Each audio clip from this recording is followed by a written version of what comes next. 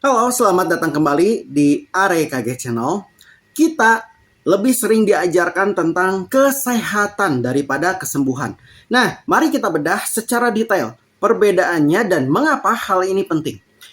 Yang pertama, apa itu kesehatan? Kesehatan biasanya dipahami sebagai kondisi tanpa penyakit. Ini definisi dari WHO.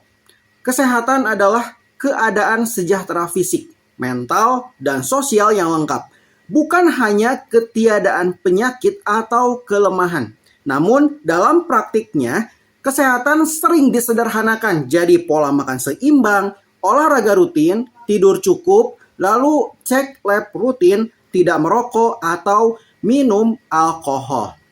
Nah, masalahnya ini semua bersifat preventif dan teoritis. Kita diajari menjaga kesehatan, tapi bukan bagaimana menyembuhkan ketika sakit.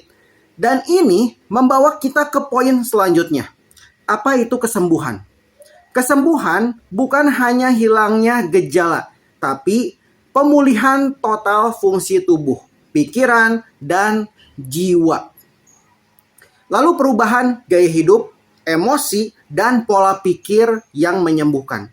Menemukan akar masalah fisik maupun psikis, bukan hanya menutupi gejala. Contohnya, obat mah untuk menghilangkan nyeri lambung. Tapi kesembuhan adalah saat kamu tidak butuh obat lagi karena sudah tahu penyebabnya, stres, pola makan, lalu emosi. Selain maksudnya sakit kulit kronis bisa disembuhkan bukan dengan salep saja, tapi dengan penyembuhan trauma batin, pola makan, antiinflamasi, dan detoksifikasi organ hati. Nah, mengapa kita tidak diajarkan kesembuhan? Ada beberapa alasan. Sistem medis modern berbasis pengobatan, bukan penyembuhan. Kedokteran modern lebih ke simptom manajemen.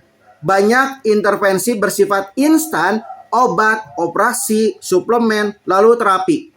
Kesembuhan sejati butuh waktu, introspeksi, kesadaran, dan perubahan gaya hidup. Itu tidak instan dan tidak bisa dipaketkan atau dijual secara massal.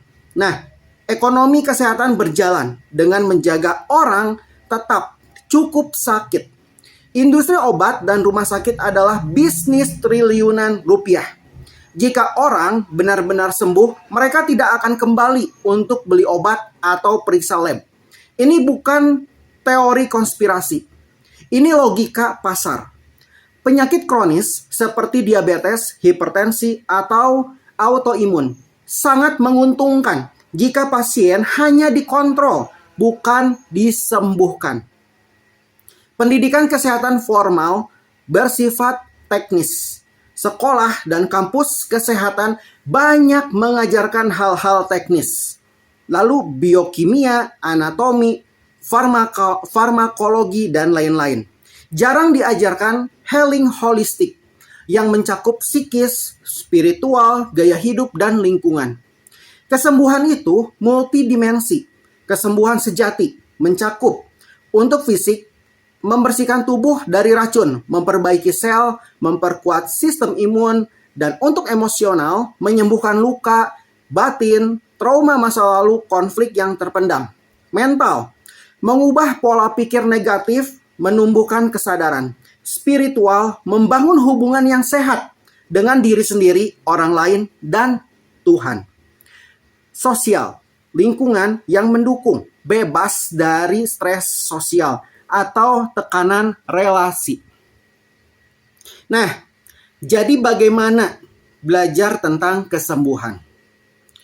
Belajar dari praktisi pengobatan holistik atau alternatif. Terapi seperti inner child healing, body detox, mindfulness, fasting, healing, dan lain-lain. Membaca buku tentang penyembuhan dari sisi energi, trauma, dan gaya hidup. Melatih kesadaran tubuh, body awareness, dan emosi. Tidak mengandalkan solusi instan, tapi memeluk proses.